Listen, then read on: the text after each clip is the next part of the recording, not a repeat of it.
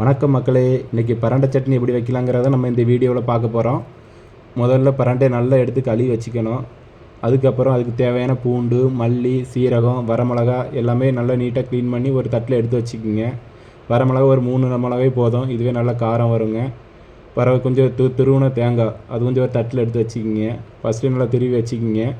பரண்டையை நல்லா கழுவிக்கிங்க. அப்போ தான் அதோட அந்த நார்லாம் போனால் தான் நம்ம டேஸ்ட்டாக இருக்கும், இல்லாட்டி கொஞ்சம் கசப்பு வரும். ஒரு வடை சட்டி எடுத்து வச்சுக்கிங்க. வடை சட்டி நல்லா காஞ்ச பிறகு நல்லா காயணுங்க. காஞ்ச பிறகு எண்ணெய் ஊற்றிக்கிங்க. எண்ணெய் எவ்வளோ வேணாலும் உங்களுக்கு தேவையான அளவுக்கு ஊற்றிக்கிங்க. கொஞ்சம் ருசியாக வேணால் கூட கொஞ்சம் சேர்த்து ஊற்றிக்கிங்க. எண்ணெய் ஊற்றிட்டு எண்ணெய் நல்லா காயணுங்க. நல்லா காயணும். காஞ்ச பிறகு வரமிளகா, மல்லி இது எல்லாம் போட்டு நல்லா கிண்டி விடணும். கடலப்பருப்பு, உளுத்தப்பருப்பு எல்லாமே போட்டு நல்லா கிண்டி விடணுங்க. அது எவ்வளோக்குள்ளே எண்ணெயில் நல்லா வறுக்கிறோமோ அந்தளவுக்கு அதோடய ருசி நமக்கு கிடைக்கும். நல்லா கிண்டி விடணுங்க. அந்த நேரம் கரிஞ்சிடக்கூடாது. நல்லா கிண்டி விடணும். இந்த பரண்டை சட்னி நம்ம எல்லாருமே சாப்பிட்லாங்க.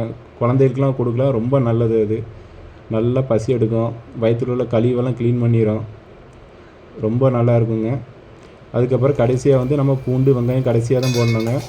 சின்ன வெங்காயம் நல்லா கலர் வர அளவுக்கு நம்ம கிண்டி விடணுங்க. அது எந்த அளவுக்கு நல்லா பழுத்த கலரில் வருதோ அப்போ தான் அது நமக்கு டேஸ்ட்டாக இருக்கும். சின்ன வெங்காயத்தை நல்லா கிண்டி விடணும். அதே நேரம் அதை அடி பிடிச்சிடக்கூடாது. அதனால் கொஞ்சம் நல்லா கிண்டி விடணும். கிண்டி விட்ட பிறகு கடைசியாக தான் நம்ம பரண்டையை போடணுங்க. பரண்டையை நல்லா க்ளீன் பண்ணி தண்ணியெல்லாம் நல்லா எடுத்துகிட்டு கடைசியாக போட்டு நல்லா கிண்டி விடணும். நல்லா அந்த எண்ணெயிலே பரண்டை வேகணும். அது எண்ணெயில் வேகும்போது ருசி நமக்கு நல்லாயிருக்கும், இல்லாட்டி கசப்படிக்கும். நல்லா கிண்டி விடணுங்க.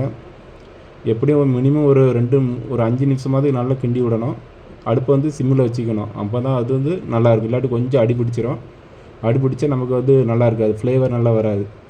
அதனால் நல்லா கிண்டி விடுங்க. எவ்வளோக்குள்ள முடியுமோ அவ்வளோக்குள்ள நல்லா கிண்டி விடுங்க. நல்லா கிண்டின பிறகு அதோட மனமே நமக்கு வரும். நல்ல பச்சை வாசம் போய் நல்ல ஸ்மெல் வரும்.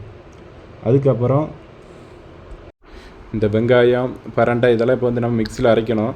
இது சூடாக இருக்கும்ல, அதனால் நம்ம இதை அரைக்க முடியாது. கொஞ்ச நேரம் ஃபேன் காற்றுல வச்சு இந்த சூடு ஆறின பிறகு மிக்சியில் போட்டு நம்ம அரைக்கணும். பிறகு இன்னொன்று என்ன சொல்லணும்னா, ஸ்டார்டிங்கில் உப்பு போடக்கூடாது. ஒரு சுற்று விட்ட பிறகு தான் உப்பு போடணும். அப்போ இந்த உப்புடைய காட்டு நல்லா முழுசாக நமக்கு கிடைக்கும். நல்லா மிக்சியில் ஒரு மையாக தட்டம் அரைக்கணும். ரொம்ப மைய வேண்டாம், கொஞ்சம் நரன்னு பாருங்கள் எப்படி இருக்குது பாருங்கள். இந்த அளவுக்கு அரைச்சா போதும், நல்லாயிருக்கும். இந்த பரண்டை சட்னி அதை க்ளீன் பண்ணுறது தான் கொஞ்சம் டைம் ஆகும். மற்றபடியில் ரொம்ப ஈஸிங்க, குயிக்காக ரெடி பண்ணிடலாம். ரொம்ப டேஸ்டானது, ரொம்ப ஹெல்த்தியானது. இது குழந்தைகளுக்கு எல்லாருக்குமே கொடுக்கலாம். பாருங்கள், ரொம்ப டேஸ்ட்டாக இருந்தது. நானே இதான் ஃபஸ்ட் டைம் பண்ணி பார்த்தோம்.